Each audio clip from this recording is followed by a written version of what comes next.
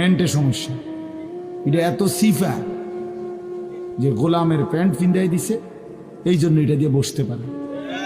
এটা জানুন না? না, এটা ঐতিহাসিক তথ্য, মানে দুষ্টামি না। যাদের প্যান্ট সিফা, এটা হলো গোলামের পোশাক, মানে কৃতদাসের পোশাক। হ্যাঁ, এটা হলো আফ্রিকান, যাদেরকে দিয়ে পৃথিবীতে কৃতদাসের কাজ করাইতো, অর্থাৎ এই ভেড়া, বকরি, উট, দুম্বা এগুলো লালন পালনের কাজ করাইতো। তো তাদেরকে এরকম সিফা প্যান্ট ফিলে, মানে টাইট, কেন? যাতে বসতে না পারে। হ্যাঁ সত্যি, এটা ঐতিহাসিক কথা। যাতে বসতে না পারে, কাজে যাতে ফাঁকি দিতে না পারে, এই জন্য এদেরকে এই চিপা প্যান্ট এটা পরায় গেছে।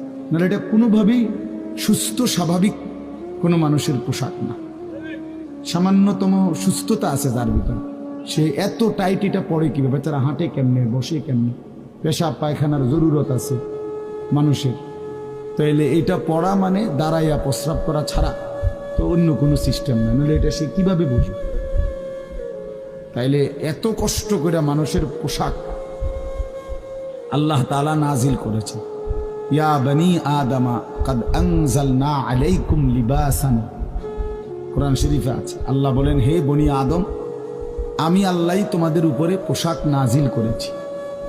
পোশাক আল্লাহর দেওয়া। এই যে মানুষ পোশাক পরার এই অনুভূতি, এটা আল্লাহর দেওয়া। আদম আলাইহিস সালামকে আল্লাহ তাআলা সৃষ্টি করে পোশাক ছাড়া পেশ করে নাই ফেরেশতাদের সামনে। কি মনে হয় আপনার? খোলামেলা, বুঝছেন না কথাটা? তো ওনার গায়ে কি ছিল? পোশাক ছিল। তো আল্লাহ তাআলা যখন থেকে আদমকে সৃষ্টি করলেন, তখন থেকে আদমের গায়ে পোশাকও দিল।